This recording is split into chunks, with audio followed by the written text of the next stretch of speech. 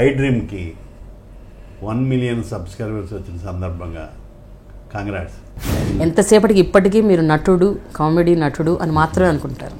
ఎన్ని సినిమాలకు మీరు నిజంగా రాశారు, స్క్రీన్ ప్లే రాశారు, డైలాగులు రాశారు, ఎన్ని సినిమాలకు రాశారు? ఏప్రిల్ 1 విడుదలకి నా చేత రాయించాను. Detective Narada, wife of Varaprasad, ప్రేమాండుకో. నా పేరు పడదు కానీ ఆర్టిస్ట్గా నేను చేశాను. ఇప్పుడు ఇన్ని రాశారు మీరు, ఏ సినిమాలో కూడా పేరు వద్దు అని ఎందుకు అనుకున్నారు? ఎందుకు క్రెడిట్స్ ఎందుకు వద్దు అనుకున్నారు మీరు? నేను వద్దనుకోలేదు. మరి మీ పేరు ఎందుకు పెట్టలేదు? అయ్యో, మరి అంత బోలా అయితే ఎలా అండి? దోపిడీ జరుగుతుంటుంది, మీకు తెలియదు ఏం కాదు. గోదావరి జిల్లాకి చెందటం వల్ల, మీరు అక్కడి నుంచి రావటం వల్ల కూడా మీలో ఒక ఆ వెటకారం, ఆ చమత్కారం. కడుపు నిండా తింటారు, తిన్న తర్వాత ఎటకారం వస్తుంది. ఎటకారం అంట ఆయిందయ్యా అంటున్నది, అంతే. ఆయన పుణ్యం అంటారు. ఆయన పుణ్యం అంట. సో మీలాంటి వాళ్ళకి అసలు సినిమా ఇండస్ట్రీ ఏంటి, పరిశ్రమ ఏంటి, ఎవరు అక్కడ, అసలు ఎలా వెళ్ళాలి, ఏం చేయాలి, ఏమీ తెలియని టైంలో మీరు అలా చెన్నై వెళ్ళి అసలు ఏ హోప్తో వెళ్ళారు మీరు? నాటకాలు వేద్దామని షాప్ పెట్టా. షాప్ పేరు మిత్రానుకో. అక్టోబర్ 11 పెడితే అక్టోబర్ 11కి ఏమీ లేవు, పైన సీలింగ్ ఫ్యాన్ తప్ప. అది కూడా ఎంత మిగిలిపోయిందంటే చెప్పాను. అంతకుముందే స్టూల్ అమ్మేశాం, అది ఎప్పుడు నాకు లేక. Okay okay.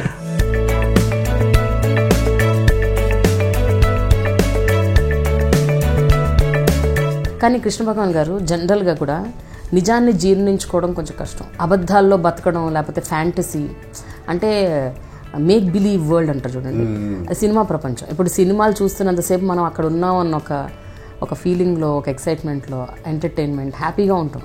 మళ్ళీ నిజ జీవితం లాగానే మళ్ళీ సేమ్ సైకిల్. మీ బుక్ ఈ పక్క బాగుంది అనుకోండి, ఈ పక్కే పోవడం బెటర్. ఈ పక్కేమో సెగ్గడ్డ వేసింది అనుకోండి, ఇది ఎందుకు? కరెక్టే. ఇదేంటంటే సెగ్గడ్డ అంటే మీకు ఇబ్బందిగా ఉంటుంది. నేను అలాంటి ఇప్పుడు ఏదో ఫంక్షన్ జరుగుద్ది, ఆడియో ఫంక్షన్, అందరూ పొగుడుతానే ఉంటారు, అబ్బో అద్భుతం అది అని. మరి బ్యాక్ వచ్చేసి కూడా అదే మాడతారా? తగ్గడమే చేయేస్తారుగా. ఒకప్పుడు నాస్తికులు, దేవుడు నమ్మేవారు కాదు, ఇప్పుడు విపరీతంగా నమ్ముతున్నారు.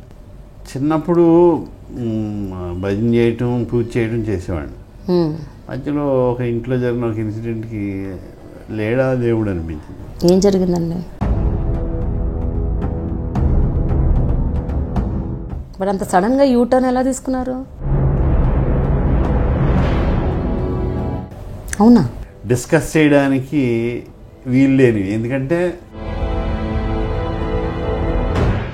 కానీ మీరు అంటే ఆ రోజు మీరు స్టేజ్ ఎక్కి కాలేజీలో మాట్లాడింది అంటే మీ యాటిట్యూడ్, మీ బిహేవియర్, అసలు తాగి మాట్లాడారా, రాగకుండా మాట్లాడారా, లేకపోతే అలా జరిగిపోయిందా? అయితే అక్కడ కూడా నేను అది జోవియల్గా సరదాగా మాట్లాడిందే, కొంతమంది ఏదో అంటే వేరేగా తీసుకున్నారు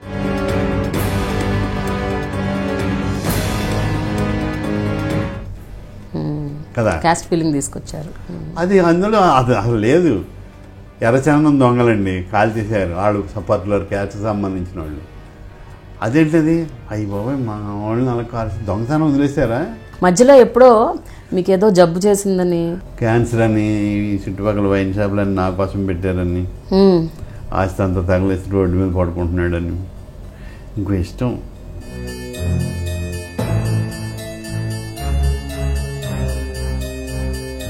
అది నిజంగా తెలుసుకోకుండా అందులో పెట్టేటువంటి నాకే చూపించారు ఎవరో, కృష్ణ భగవాన్ క్యాన్సర్ అని. మరి డాక్టర్లు ఇంకేం చెప్పలేదండి నాకు క్యాన్సర్ అని, సినిమా ఫీల్డే చెప్తుంది. బట్ అప్పట్లో ఎప్పుడు డిప్రెస్డ్గా ఫీల్ అవ్వలేదండి? అంటే ఒక పక్కన క్యారెక్టర్లు వస్తున్నాయి కానీ అవి హిట్ కావట్లేదు, అప్పుడు ఎలా ఉండింది మీ మానసిక పరిస్థితి? చెప్తున్నాను కదండి, కొంతమందికి అజ్ఞానమే బలం. జ్ఞానం ఉంటే డిప్రెషన్ వస్తుంది. ఓకే. అజ్ఞానం ఉంటే తెలియదు కదా, కళ్ళు తిరుగుతున్నా కానీ భూకంపం వస్తుంది అనుకుంటాడు. ఆ బ్యాచ్ నేను. మీ సినిమాలో ఒక మంచి డైలాగ్ మీరు చెప్పింది, మీ ఫేవరెట్. చిట్టుబాబు, ఈ డబ్బులు తీసుకెళ్ళి అంటే హౌస్ రెంట్లో వసూలు చేస్తాడు, ఈ డబ్బులు తీసుకెళ్ళి డ్రాయర్లో పెట్టండి. నేను డ్రాయర్ వేసుకోలేదండి. నా ఎక్స్క్లూజివ్ ఇంటర్వ్యూ చూడండి, dialogue with Prema, I dream. Please subscribe to I dream.